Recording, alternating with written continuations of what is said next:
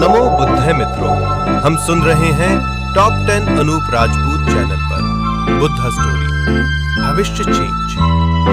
एक बार भगवान बुद्ध जेतवन विहार में रह रहे थे। भिक्षु चक्षुपाल भगवान से मिलने के लिए आए थे। उनके आगमन के साथ उनकी दिनचर्या, व्यवहार और गुणों की चर्चा भी हुई। भिक्षु चक्षुपाल अंधे थे।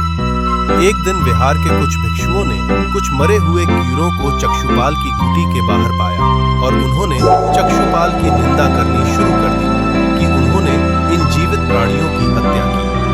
भगवान बुद्ध ने निंदा कर रहे उन भिक्षुओं को बुलाया और पूछा कि क्या तुमने भिक्षु को कीड़े मारते हुए देखा है? उन्होंने उत्तर दिया, नहीं।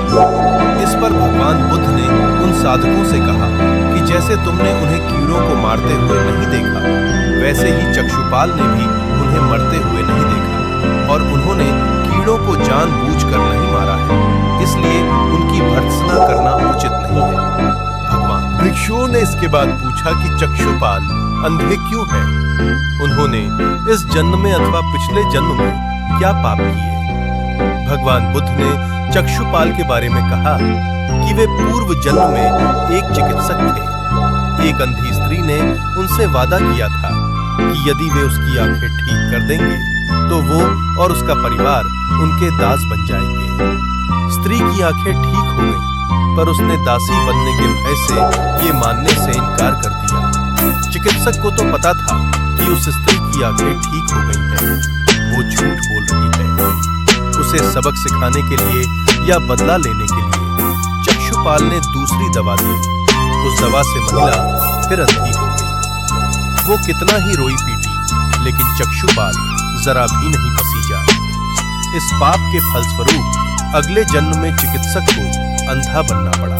एक बार भगवान बुद्ध अपने अनुयायियों के साथ किसी गांव में उपदेश देने जा रहे थे। उस गांव से पूर्व ही मार्ग में उन लोगों को जगह जगह बहुत सारे गड्ढे खुदे हुए मिले। बुद्ध के एक शिष्य ने उन गड्ढों को देखकर जिज्ञासा प्रकट की, आखिर इस तरह गड्ढे का खुदे होने का तात्पर्य क्या है? बुद्ध बोले, पानी की तलाश में किसी व्यक्ति ने इतने गड्ढे खोदे हैं।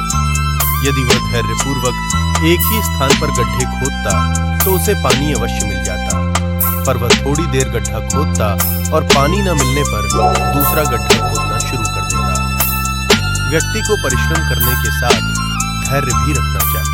बुद्ध ने कहा, महाराज, मैं भी खेती ही करता हूँ। इस पर किसान को जिज्ञासा हुई और वह बोला, मैं ना तो तुम्हारे पास हल देखता हूँ, ना बैल और ना ही खेती का स्थल।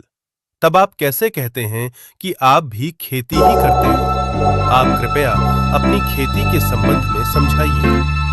बुद्ध ने कहा, महाराज, मेरे पास श्रद्धा का बीज, तपस्या रूपी वर्षा और प्रजा रूपी जोत और हल है। पाप भीरुता का दंड है, विचार रूपी रस्सी है, स्मृति और जागरूकता रूपी हल की फाल और पेनी है। मैं वचन और कर्म में संयत रहता हूँ। मैं अपनी इस खेती को बेकार घास से मुक्त रखता हूँ और आनंद की फसल काट लेने तक प्रयत्नशील रहने वाला हूँ। अप्रमाद मेरा बैल है, जो बाधाएं देखकर भी पीछे मुंह नहीं मोड़ता है। वह मुझे सीधा शांति धाम तक ले जाता है। इस प्रकार मैं अमृत की खेती करता हूँ। प्रेरक कहानी 4, दान की महत्ता। भगवान बुद्ध का जब पाटलिपुत्र